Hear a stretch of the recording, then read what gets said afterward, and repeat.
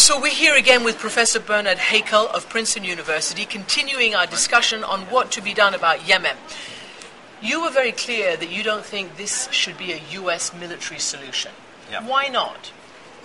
Well, principally because America does not have the staying power to militarily defeat Al-Qaeda.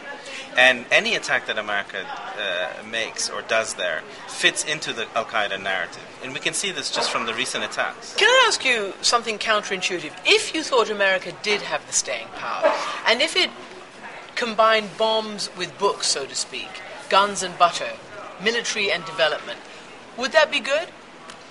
See, the problem for America is that its local partner is the Yemeni government. And the Yemeni government is seen, universally by Yemenis as corrupt, brutal, and therefore America's association with it confirms Al-Qaeda's view that America is only there to support corrupt, brutal regimes because they're there to exploit some resources that the Yemenis or Muslims have.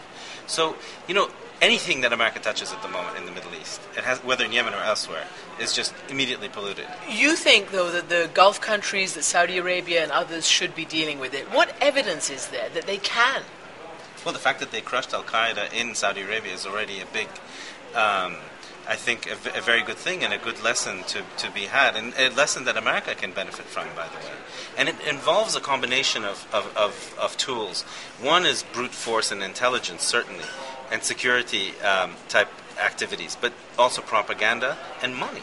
They buy people off. They marry some of these jihadis off they settle them down. They give them jobs. They give them cars. So there's this kind of personal, intimate, this is a domestic problem, not an international problem. Part of the problem with the United States is that it always sees the problem of Al-Qaeda as the problem of the other, of the outsider. Whereas the Saudis think of it as the problem of the insider. And that gives you an entirely different way of looking at the problem. Just a final question before our producer Samuel Burke has some of our web questions. Like Pakistan had to be brought on site to consider the Taliban threat a threat to themselves. Right. Does Yemen believe that? Does the rest of the region believe that? Well, the problem with Al-Qaeda in Yemen is that it consists of at least two groups. You have the older generation fighters, who are basically people with whom the Yemeni government has struck a deal. Essentially, the deal is, you go and attack people outside Yemen, you don't cause problems domestically, you can be based here, we'll leave you alone.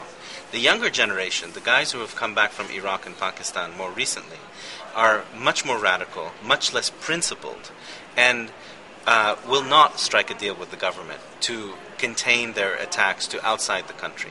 And so this younger generation that's emerged only in the last 2 or 3 years cannot be brought to heel by the Yemeni government. Samuel? So we took some questions from Facebook and Twitter users, and the first one, Eugene, said via Twitter, what does the professor see as the most important step in getting closer cooperation between U.S. and Yemeni anti-terror forces?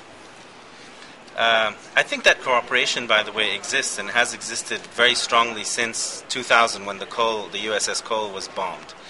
Again, I don't think the solution lies with better cooperation when it comes to Al-Qaeda. It is something that the Yemenis, and only the Yemenis, in association with the regional neighbors, other Muslims basically, and other Arabs, can deal with this problem much more effectively.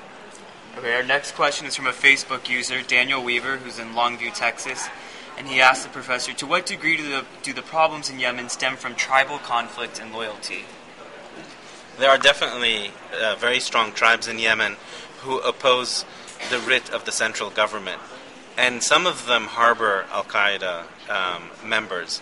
But the tribes are not in and of themselves a problem, because one of the reasons that I quite like the tribes of Yemen, for example, is that they've prevented a fairly brutal and corrupt man from taking over the country and turning Yemen into something like Egypt or and Iraq under Saddam. So the tribes have actually been a domestic force, armed, preventing a totalitarian regime from fully taking over the country. But yet, just as you go to another question, there are people who complain about the corruption and the totality of power, but they also say that this is the only person who could have kept the country together and not seen it split apart.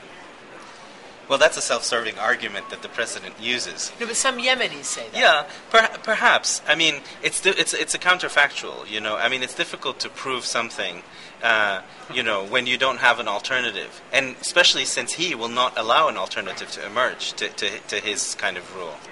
Okay, one of our Twitter followers named Spookster says, why is it that Yemen is unable to control its own security without getting forces from other countries? Well, that's an excellent question, and the reason that it cannot control its own security is because, the population has about 60 million weapons, individual pieces of weaponry, so it's a highly armed society.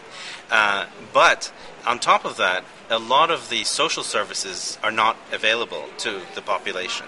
And so the writ of the central government and the provisions that the central government ought to be giving are not there. And so you constantly have rebellions against the central government over issues like, you've promised us a water well, why haven't you dug it? You promised us a school, why haven't you built it? Go ahead, Barclay. If I ask, your point that the problem of Al-Qaeda in Yemen, it should be a regional problem and a regional solution is well taken, that Saudi Arabia and Qatar and other governments should step in. But if they haven't had the political will to do so until now, will they now? Is the will there? Have events created enough pressure for that will to be generated? Or will it not happen? Well, part of the problem in the Middle East, and especially in the Gulf region, is that a lot of the politics are personal. And so let's take the example of Saudi Arabia. You have a man who basically controls the portfolio of Yemen, Saudi policy towards Yemen.